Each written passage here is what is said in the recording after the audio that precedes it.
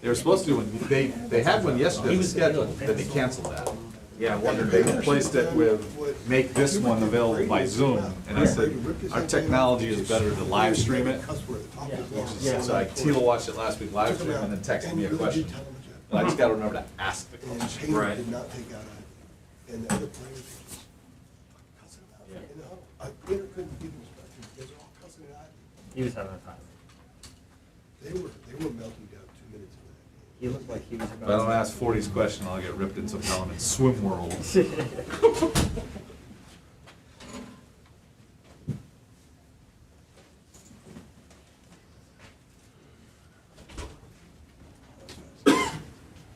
Manny Bates was having before. Yeah, Is that really a surprise? After his dalliance last year was leaving? Probably not. well, and that was the excuse that they gave for why they were losing. But with him, they still had done 500 best. Yes. It's like what was that? They needed Mooney, Sebron, and Serquavion back to have a chance. After the, A 6-year deal. After an all. That would have been like Bubba doubling down after his first.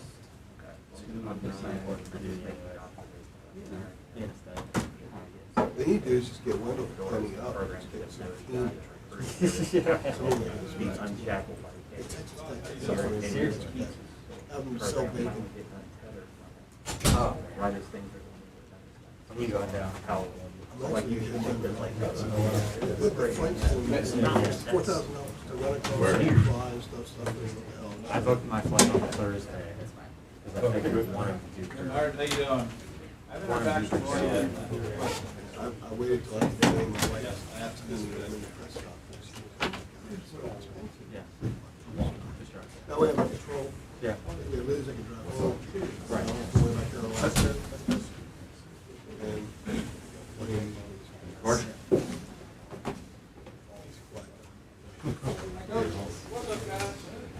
every flight I've had, this is the way. Good morning. Good morning. Brendan, you got one? Yeah. How Hey, doing good, good. Good to see you. Good to see you. Yeah, that's fine. That's okay. That's good. Brendan, don't forget to remind Steve. Yeah, and you got your other job. What's up, Earl? Why you got the first question? Good. Yeah. I'm helping Brendan here. I'm doing some teamwork now. All right, Brendan, start us up. Hey, Hubert. Yeah. Good to see you. Thanks Good to for see doing you. this. Yeah. Wanted to ask you about your backcourt, RJ and Caleb. Just the growth you've seen from them over the last month or so, and how it sort of culminated last weekend and everything they were able to accomplish. Well, it's not just the growth over the last, month or a couple of weeks. It's the growth from last year to this year. It was very difficult for them last year. I felt bad for them because, as freshmen, they didn't have the luxury of having an upperclassman at their position that can show them the way of how to prepare, how to practice, how hard you have to play just to give yourself a chance to be successful. They just, as freshmen, were given the keys and said, here's North Carolina, run the show. And at times it was up and down for them. And it's, the natural progression of the difference between being a freshman and a sophomore. But I just, their leadership, their work ethic has always been great. But on the floor, their ability, they're true combo guards. They can play off the ball. They can play point guard. They have a great understanding of when to pass and when to shoot. They're both gifted in being able to score and also create shots for others. They've really stepped it up defensively this year. And the part that I'm really proud of is they're doing a great job of taking care of the basketball. That was an area that we really struggled in at the beginning of the year, especially last year. And it was an emphasis for us to limit turnovers. And they have the ball in their hands most of the time. And their decision-making has just been really good. Hubert, are you surprised that this has never happened before, like a Duke UNC meeting? I am. I'm very surprised. I can't believe the last time that we both been in the Final Four was when I was 20 years old in 1991. And so I am surprised that it hasn't happened before. And I think it's very funny that the last 2 times that we've been in the Final Four, I've been at the Final Four. So I am surprised as celebrated and as successful as both programs have been, for us to not have met in the Final Four very many times is very rare and surprising. Ever. What's the significance of that for college basketball, the sport? What do you think it means? The significance, I don't know, and I don't really care, and I'm not even thinking about it. Right now is the only thing that, and I've said this to you guys before, our focus needs to be on what allows us to prepare the best, practice the best, and play the best. And so focusing and taking time on anything outside of our preparation, our practice, and our play just doesn't have any benefit for us in order for us to be the best that we can be on Saturday. So Duke, Carolina, the significance, Coach K's last season, those things, even though that is a story and that's relevant, it doesn't help us on the floor.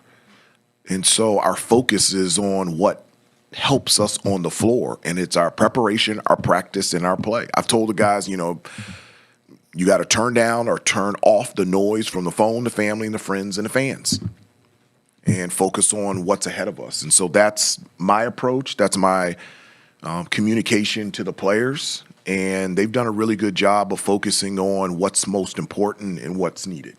With the noise that there's going to be this week, it's going to be more than there was a few weeks ago when you guys went over there for the final home game, that you've already been through it. It was a lot of noise. Do you think that the fact you guys already had that experience of kind of insulating for a week and blocking everything out will help you this week? I do. I think that, going through that experience, I think the experience of going through the NCAA tournament and, having gone through playing an unbelievable Baylor team in Texas and, having to play a really great St. Peter's team very close to their home. We've had to block out the noise all season. At times, we haven't done it as well as we should at the beginning of the year, but the latter part of the year, I think the guys have done a tremendous job of that. And so, and I expect them to be able to do it this week. As a follow-up to that, how much did you have to kind of work it to get them to the point where they could block out the noise? Because the noise was going on, through the year, and it was negative at times and highly positive at times. Well, again, a lot of this growth has happened because of the shared experiences that we have had this season. This was a year of newness. It was new head coach, new coaching staff, new players. There's been tweaks and pivots and alters in terms of how we play on both ends of the floor, and it is, taken time for us to all understand each other, everybody be on the same page, and I think, a month and a half, 2 months ago, I told you that, the togetherness and the health of this team is at all-time best, and it's because of the shared experiences and the time that we have spent together. And so, that focus and being able to block out the noise we have gotten to that place because of our experience of growing through that throughout the entire season. Hubert, how do you balance between allowing them freedom offensively, like literally running freelance, and when you feel like it's time, I need to call a play here to get us into the right position to score? Well, I really love the decision-making of our players. I want them to be instinctive. I want them to use their gifts and talents out there on the floor, and I don't want them to be robots. I want them to be basketball players. I tell them that I call plays not for a play to be run. I call a play to put them in some form of organization to allow them to use their gifts and talents out there on the floor.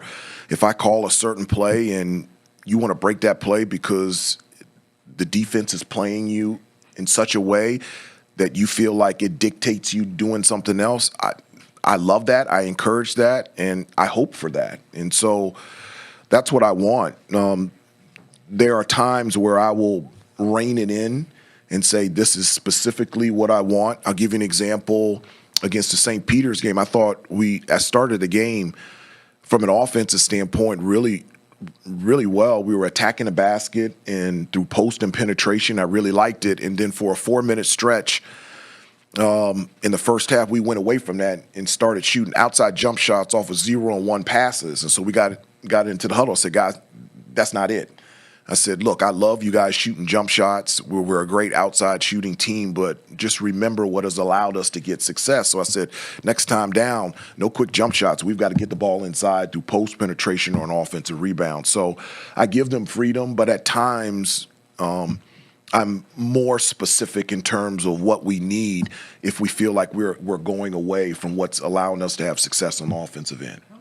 Did your time, 7 years as a JV head coach, how much did that kind of tweak, did you kind of tweak and develop, the style that you're using now as far as that's concerned? Not necessarily the style. I think, the experience for 7 years being a head coach for the JV program put me in a position to make decisions. Obviously on a much lesser scale, but, you're still making substitutions. You're still making play calls, you're still putting together practice plans and running practice, you're still dealing with individuals and personalities and relationships. And so I think those things definitely translate and have put me in a position to be familiar with things that I need to be thinking about as a head coach. And I don't know where I would be without that experience of for 7 years being the JV coach. With Brady, you talked about fit was immediate. Yes. You felt good about like you've been here a long time. How long did it take you maybe to pick up the competitive edge or the fire? We see him hitting big shots pretty fearlessly, talking on the court. And how much of that is maybe getting an older guy from the transfer portal that is tested and kind of ready to take on those big moments? Well, for Brady, the thing, that I really liked was that, one, his experience, and two, his experience in the Big 12. I just think,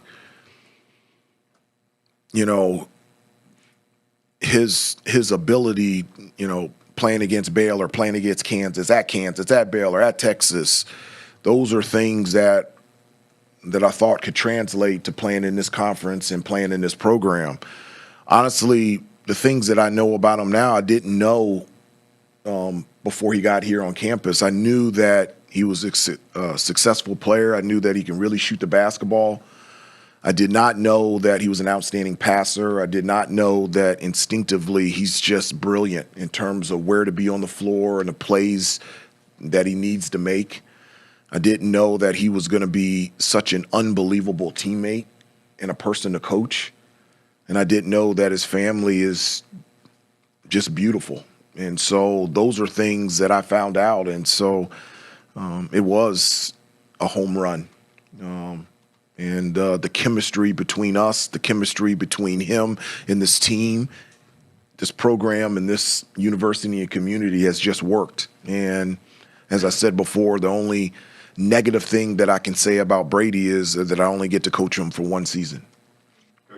You early on in the season, and even before the season, you said this team could win a national championship. You're pretty confident in that. Yeah. What did you see back then that has come to fruition now? Well, I saw that we had a chance. I really was excited about a couple things. Number one, the makeup of us from an offensive standpoint. I thought that we had great versatility and ability to be able to score. I just thought, with Armando around the basket and then the versatility of Brady, the growth of RJ and Caleb, and I just knew that Leaky was going to have a really successful year. So from an offensive standpoint, I was very encouraged. I was also very excited about us defensively. I just felt like that we had an ability to be a really good defensive team. And at the beginning of the year, that was an area that was up and down. And over the last, I think, 10 or 11 games, we have held teams to 41% or lower. We're not only being good defensively, it's been consistent. And so, at the beginning of the year, I felt like we had a chance, and that's what you want. You want to have a team, you want to coach a team that has a chance to get to a Final Four and win a national championship. And I felt that way at the beginning of the year, and it's been fun to see our team continue to get better and put ourselves in a position to be able to do that. Have you spoken to Coach Williams since Sunday? No, I texted him, told him I needed to call him. He called me about 10 minutes ago, and I told him that I will call him a little bit later today. Yeah. I would ask you about shooter's mentality. I remember when you played. I would say that you had shooter's mentality. And can you talk about what that is? What is that? I think that if you miss 20, you're going to make the 21st. Okay. Then I like that definition. Okay. Okay. He didn't miss 20.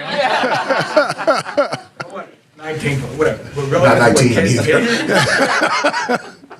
Relative to what Caleb did the other night, can you, I don't know, I think golfers have this when they have the putter in their hand, they can't miss at that particular time. What is it when you get hot like that, and what does it feel like? Does it feel like you can't miss? Does it feel like the basket is bigger than it really is? I'm sure you've had one of those streaks in your life. Well, for Caleb, one of the many things that I love about Caleb is his. There's two things. One, his confidence. It doesn't matter the percentages.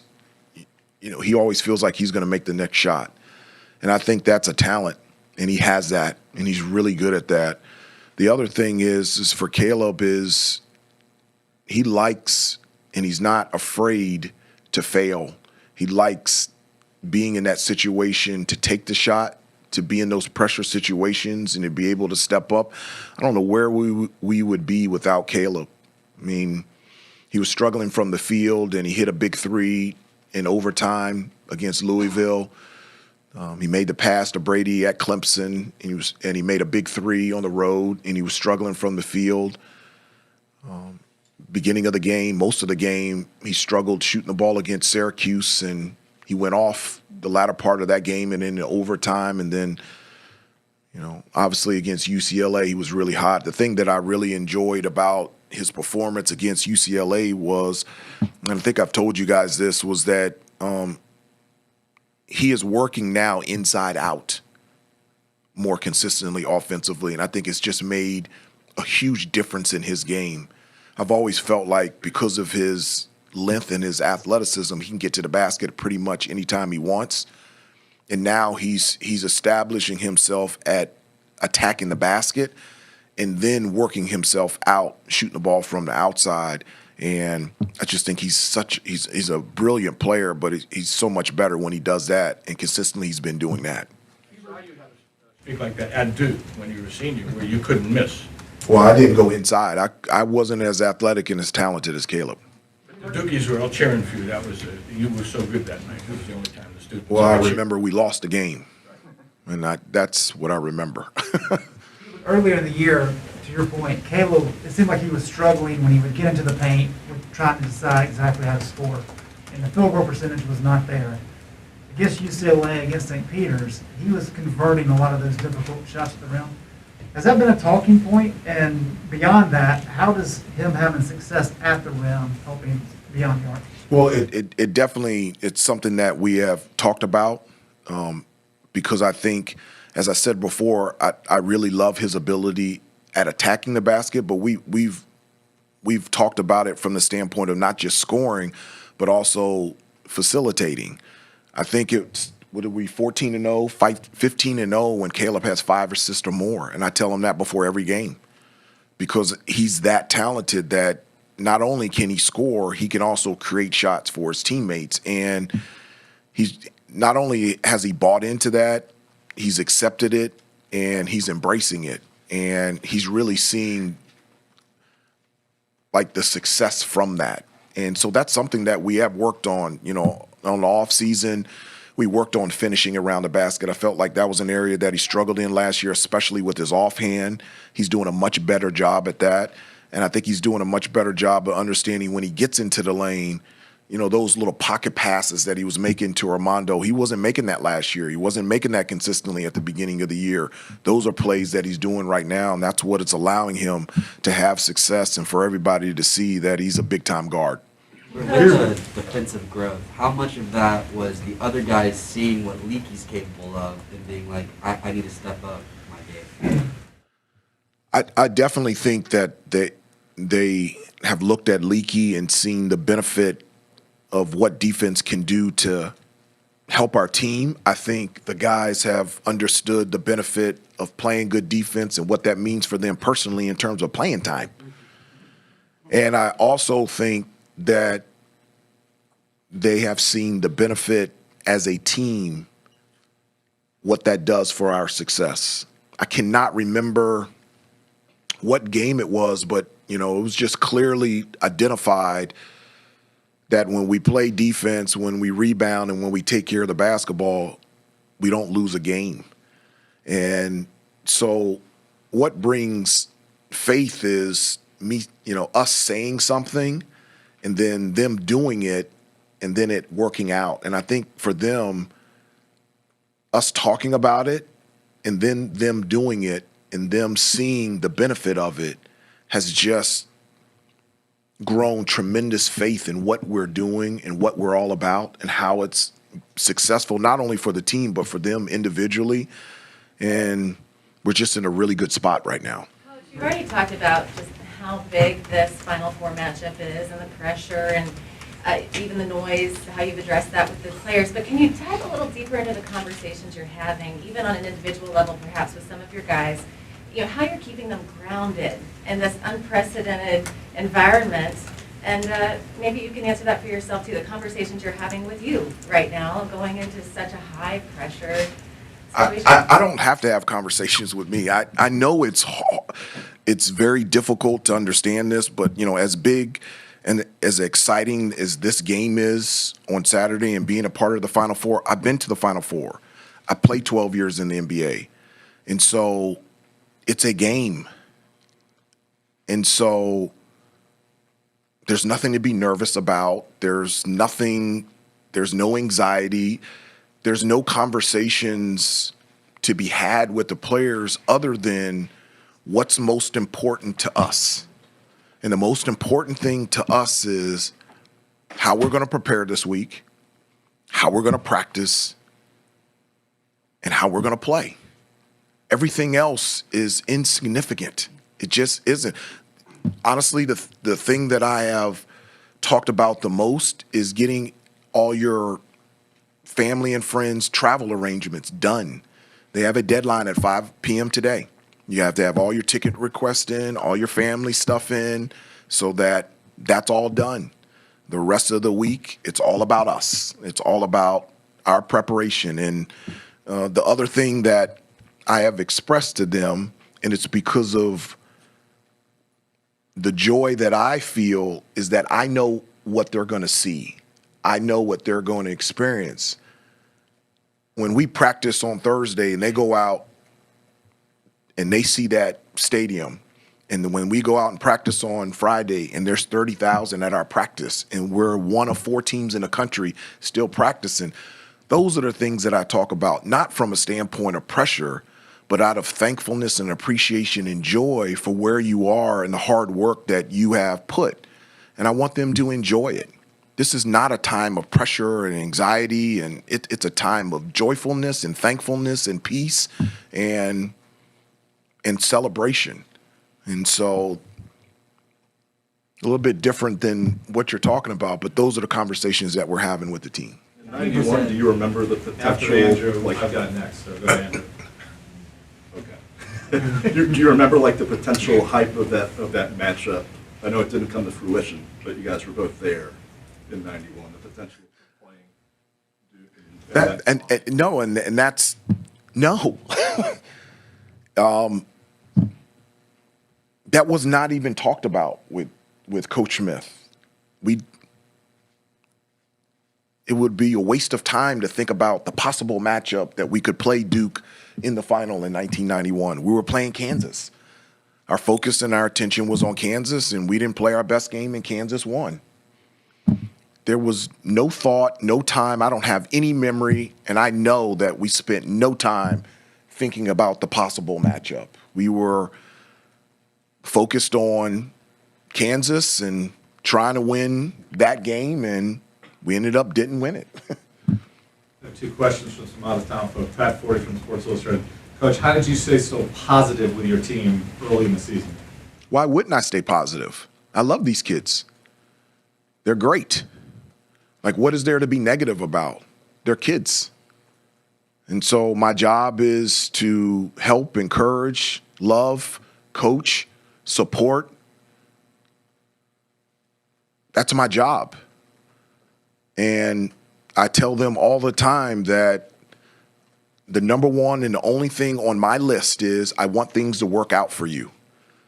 So why would I be discouraged or be hard to be encouraged by that? I love these kids. They've given themselves, this team, this program, this university, this community, everything that they've had, and they've trusted me. This has been my first year as head coach, and they trusted me. And so, my goodness, I love these kids. And then Rod Walker from the Times-Picayune in New Orleans. Do you have any memories of the two national championships that Carolina won in New Orleans? In '82, you were 11, and in '93, you were a rookie in the NBA. I do. I remember missing the first half of the '82 championship because I had a Boy Scout meeting, and I wanted to get out of it. My dad would not. My parents wouldn't allow me because I had made a commitment. And they talked to me about the definition and the lessons on integrity and somebody that keeps their word. And I didn't understand what that meant because I wanted to watch North Carolina play, but I got to watch the second half.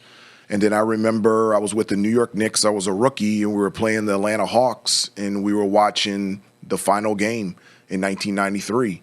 And it was a feeling of joy, and it was a feeling of sadness. It was a feeling of joy because the guys, I had played with most of them, with the exception of the freshmen. I had played with Donald Williams and Pat Sullivan and Eric Montross and George Lynch, and I was so proud and happy and joyful for them. And then I was also sad because that had always been my hope and my dream, was to cut down the nets in a Carolina uniform. And I knew that I would never have a chance to do that again.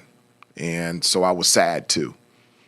Back here, we got about 5 more minutes. Hubert, has Armando gotten the credit, you think, from nationally that he deserves for the type of play he's had, with, especially when you have all these big men leave and he's sort of the guy for you guys as far as a presence inside? Do people appreciate what he does enough, you think? I don't know.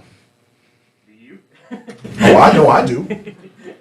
I know I do. I not only appreciate his play, I appreciate his personality. I appreciate what he has done in the classroom. As you know, he was on the dean's list the last semester. I appreciate what he's meant to this program. I can't tell you what a driving force for me as a coach is for him. Like what, the first couple years, one, we weren't going to go to the NCAA tournament, but there was no tournament because of COVID. And then last year we lost he had never won an NCAA tournament game. And so for Armando, I wanted him to experience what Carolina is like. And it's just been great seeing him be celebrated individually, but also experience the success of our team and our program. And I remember the first time that I ever saw Armando play, and I'm so thankful that I ended up in that gym and that he's a part of this program and that I get to coach him. I love him to death. Hubert, how much of an impact has Sean May had on Hubert in terms of, this being his first year, he could be on court coaching and that kind of being his position? Well, I think that's so valuable to have Coach May on staff, that now he can be on the court with them. Sean is so accomplished, not only here but also in the NBA. He's a fantastic coach and communicator, and his relationships with the players are just off the chart. And I just think it's really important, like, for a big guy to have another big guy on staff that played at that institution and played in the NBA, I think that having that experience and that knowledge right there every day is so invaluable. And so in the same way for Caleb and RJ to be able to have ongoing conversations with Coach Lebo, with Jeff. And so that's one of the many things that I love about this staff is that we can check every box on every position because every guy here has played here and has experienced this place and has been successful at this place. I don't know why you wouldn't want to come here and take up all the knowledge that our assistant coaches have. When you go back to the way back to the beginning of the year and you named your captains, and I think it was Armando, Caleb, and RJ, was there anything else you wanted to see from Leaky in not naming him a captain that maybe you've seen across these last couple of months? No, I mean, naming a captain, it's as I said before, throughout the year, I said that there hasn't been at the beginning of the year, there wasn't a definitive one-person leader. But what has grown has been a team full of leaders. And one of the things that I feel like the guys have learned is that leadership comes in many different forms, and that some people aren't comfortable of being a vocal leader, but you can be a leader in many different ways. And that's what Leaky is. Leaky is one of our leaders on this team. He's not somebody that feels comfortable being vocal, but the way that he practices, his selfless play, and the way that he encourages all of our guys, his personality, his experience, he's leading us. And I wish I could name the entire team as team captains. I don't know if you can allow the entire team to go meet the refs before the game. Let's try it. Let's try it on Saturday. He was guys, got time for one last question. One thing you tried, I had never seen, I've known you for a long time. Did I see you dancing on the sidelines or on the court? I did. They can get me to do anything right now. It was. I don't know what I was doing, but they were laughing and we were having a great time, and we're looking to have more memories and more stories and more testimonies.